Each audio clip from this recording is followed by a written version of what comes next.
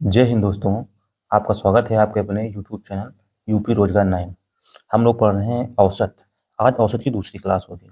औसत में जितने भी टाइप के प्रश्न बन सकते हैं वो सारे प्रश्न हम लोग इस क्लास में सीखेंगे, जो रेलवे ग्रुप डी और रेलवे एनटीपीसी के लिए बहुत ही महत्वपूर्ण प्रश्न है और पीवाईक्यूज पर आधारित ही ये प्रश्न है। जितने भी ट्रिक और कंसेप्ट होंगे वो सारे हम इस क्लास में सीखेंगे। वीडियो को पूरा देखिए अंत तक, और एग्जाम में जब आप जाएंगे तब यही सवाल मिलेंगे आपको, हूबहू इसी प्रकार के सवाल मिलेंगे। तब आपको लगेगा कि हमने वीडियो पूरी तरह देखा था तो उसका फायदा हमें मिला। देखते हैं पहला प्रश्न क्या है।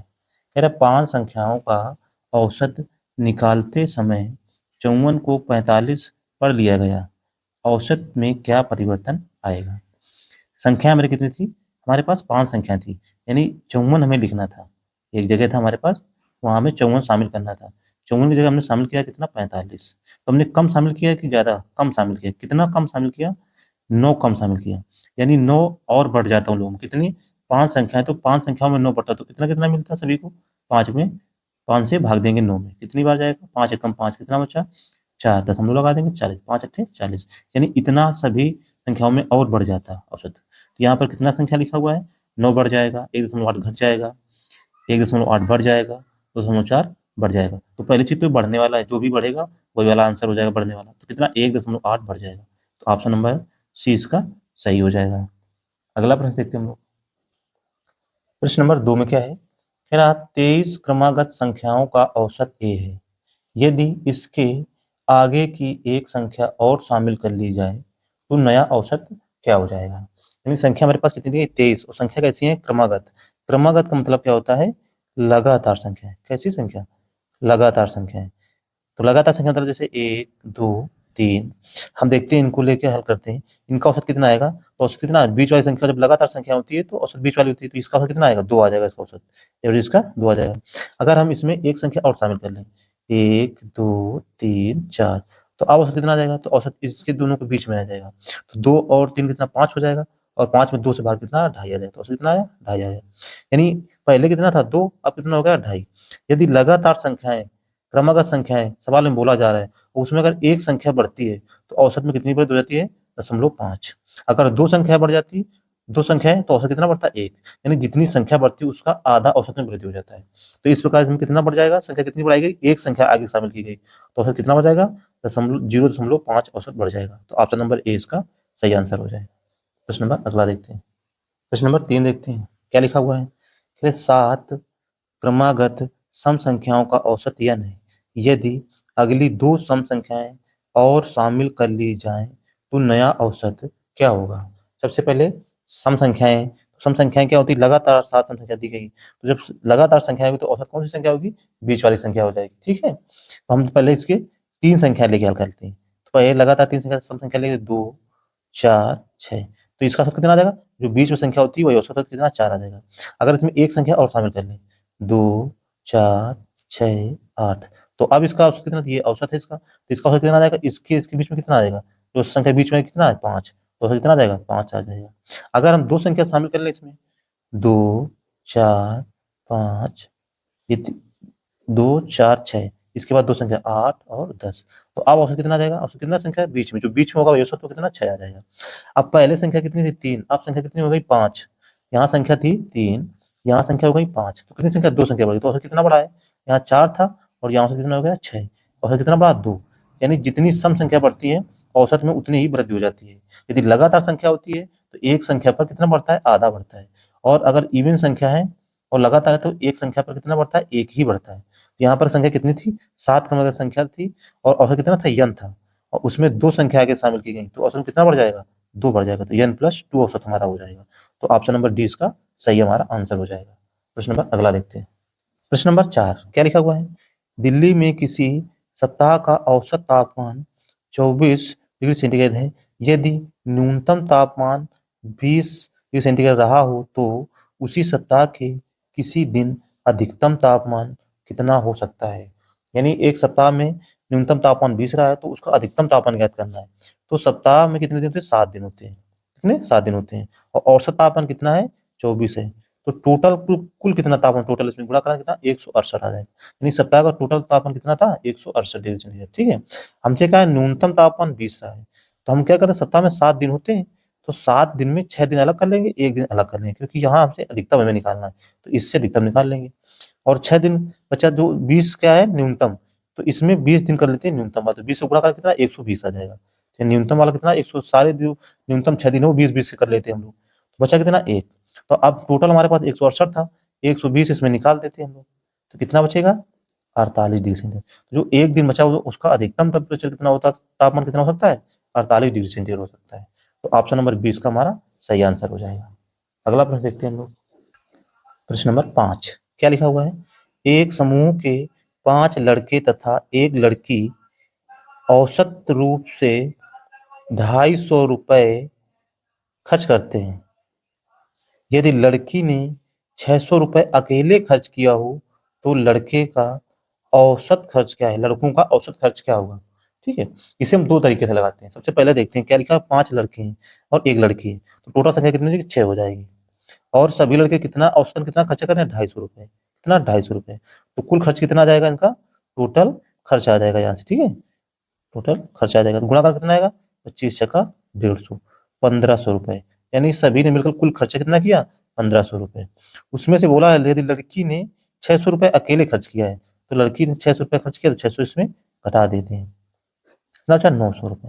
ये 900 रुपए किसने खर्च किया है, लड़कों ने खर्च किया है। ठीक है, लड़कों ने खर्च किया है, और लड़के हैं कितने 5 लड़के हैं, तो इसका 5 में भाग दे देंगे, तो इसका औसत निकल के आ जाएगा, कितना आएगा 5 का बाद 5 अट्ठे 40, कितना आया 180 रुपए। तो लड़के कितना खर्च कर रहे हैं औसतन 180 रुपए।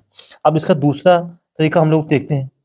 दूसरा तरीका क्या है, यहाँ 5 लड़के और एक लड़की का औसत 250 रुपए है। ठीक है, लड़की ने 600 रुपए अकेले दिए, तो औसत 250 था, 250 से 600 रुपए उसने अकेले तो कितना ज्यादा दिया है, तो उसने ज्यादा कितना दिया है 350 रुपए, 350 रुपए उसने ज्यादा दिया है। अब ये जो ज्यादा दिया है तो इसकी वजह से ही हमारा औसत कितना 250 बढ़ गया है। और कितने लड़के हैं 5, तो 5 का इसमें भाग दे देंगे हम, कितना आएगा 70, यानी जो औसत है उसमें 70 रुपए जो लड़की दिया है पैसा उसके माध्यम से बढ़ोतरी हो गई है, तो जो औसत है 250 इसमें हम घटा देते हैं 70, कितना आ जाएगा 180 आ जाएगा, यही हमारा आंसर हो जाएगा। तो ऑप्शन नंबर ए इसका सही आंसर हो जाएगा। प्रश्न नंबर अगला देखते हैं हम लोग। प्रश्न नंबर 6 कह रहा 9 संख्याओं का औसत 25 है।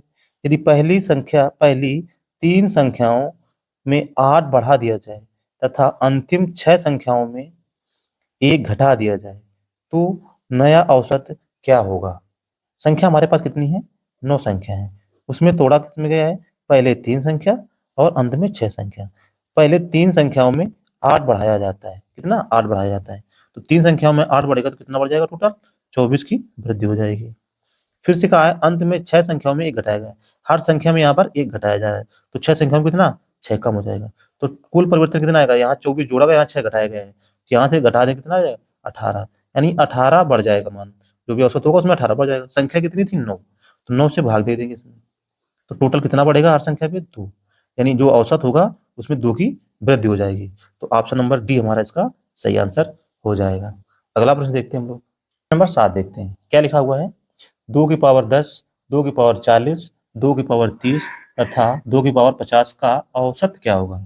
जब भी इस प्रकार का प्रश्न आता है तो उसे हम कैसे हल कर सकते हैं, ये भी प्रश्न जो है ये सारे प्रश्न परीक्षाओं में बार बार पूछे जाते हैं, और यही प्रश्न ही परीक्षा में आएंगे, रेलवे ग्रुप भी हो या रेलवे एनटीपीसी हो, तो इन प्रश्नों को ध्यान से देखते रहिए, ट्रिक भी देखिए और तरीका भी सीखिए। ठीक है, तो सबसे पहले क्या लिखा हुआ है, ये संख्या जो लिखी है इनका औसत बताना, औसत बराबर क्या होता है कुल पदों का योग बटे पदों की संख्या। तो देखते हैं इसे कैसे हल करते हैं। तो संख्या कितनी है 4, तो 2 की पावर 10 प्लस 2 की पावर 40 प्लस 2 की पावर 30 प्लस 2 की पावर 50। इसे कैसे हल करते हैं ये देख लेते हैं, फिर इसके बाद इसको देखते ही हम लोग हल कर सकते हैं ट्रिक के माध्यम से। संख्या कितनी है 4, इसमें 4 से हम भाग दे देंगे। ठीक है, 4 से भाग देंगे। अब ये 4 को क्या लिख सकते हैं 2 की पावर 2 लिख सकते हैं, इसे लिख सकते हैं 2 की पावर 10 प्लस 2 की पावर 40 प्लस 2 की पावर 30 और 2 की पावर 50। अब हम इसे लिख सकते हैं 2 की पावर 2, 4 को लिख सकते हैं 2 की पावर 2।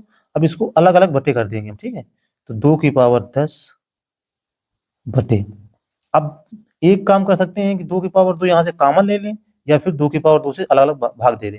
यहाँ पे हम 2 की पावर 2 कॉमन ले लेते हैं। ठीक है, तो 2 की पावर 2 कॉमन लेंगे तो यहाँ कितना बचेगा 2 की पावर 8, यहाँ कितना बचेगा 2 की पावर 38, यहाँ कितना हो जाएगा 2 की पावर 28 और 2 की पावर 48, 2 पावर कम हो जाएगी सभी में, और नीचे 2 की पावर 2 थी, ये कट जाएगा। तो हमारा ऑप्शन कितना आ जाएगा, 2 की पावर 8, 2 की पावर 38, 2 की पावर 28 और 2 की पावर 48। तो ऑप्शन नंबर बी हमारा इसका सही आंसर हो जाएगा।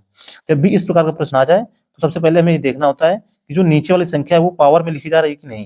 यहाँ 4 है, 2 की पावर 2 आ जाएगा, 2 की पावर 2 आएगा तो 2 2 सभी संख्याओं में घटा देना था। 2 इसमें घटाएंगे 2 की पावर 8 आ जाएगा, इसमें 2 घटाएंगे 38 आ जाएगा, इसमें 2 घटाएंगे तो 28 आ जाएगा, इसमें घटाएंगे 2 की पावर 48 आ जाएगा। यही हमारा इसका आंसर हो जाएगा। इसे लगाने की जरूरत नहीं, ये हमने तरीका आपको बताया है। ठीक है, अगला प्रश्न देखते हैं हम लोग। प्रश्न नंबर 8 बहुत महत्वपूर्ण प्रश्न है, ये कई बार परीक्षाओं में पूछा जाता है। इसको भी हम 2 तरीके से सीखेंगे।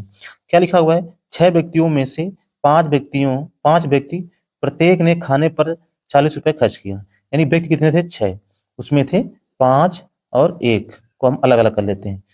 40 रुपए खर्च किए, यानी 5 व्यक्ति प्रत्येक ने 40 रुपए खर्च किया। 5 व्यक्ति हैं, प्रत्येक ने 40 रुपए दिए, कितने रुपए खर्च किया, 40 गुणित 5 कर कितना, 200 रुपए इसने खर्च कर दिया।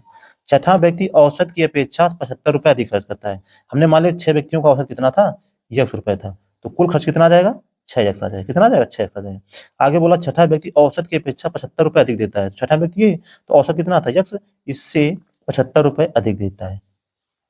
तो सभी व्यक्तियों द्वारा खर्च किए गए कुल धन ज्ञात करो।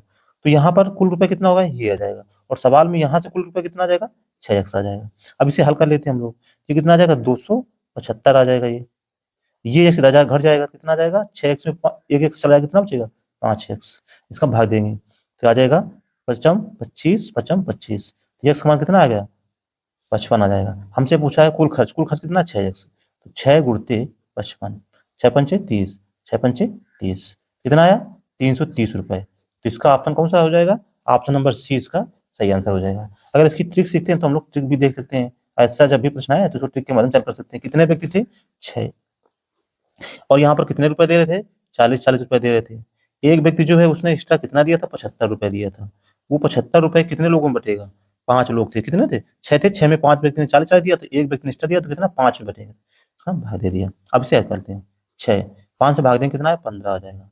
40 और 15 कितना हो जाएगा, 55 आ जाएगा। 55 गुणते 6 कर देंगे, कितना आ जाएगा, 330 हमारा आंसर आ जाएगा। तो ऑप्शन नंबर सी इसका सही आंसर हो जाएगा। अगला प्रश्न देखते हैं हम लोग, प्रश्न नंबर 9। क्या लिखा हुआ है, यदि सोहन ए से बी तक 36 किलोमीटर प्रति घंटा की चाल से जाता है तथा 24 किलोमीटर प्रति घंटा की चाल से वापस आता है, तो सोहन की औसत चाल ज्ञात करना है। यानी एक ही निश्चित दूरी है, जाता है वो और फिर वापस आता है। जब भी इस प्रकार का प्रश्न होता है तो हम उसे कैसे हल करते हैं, ट्रिक के माध्यम देखते हैं। 36 की स्पीड से जाता है और 24 की स्पीड से वापस आता है, तो हम लेंगे इन दोनों का लासा। कितना आ जाएगा, ये 72 इसका लासा आ जाएगा। इसका इसमें भाग देंगे कितनी बार जाएगा, 2 बार। इसका भाग देंगे कितनी बार, 3 बार जाएगा। इन दोनों जोड़े कितना, 5।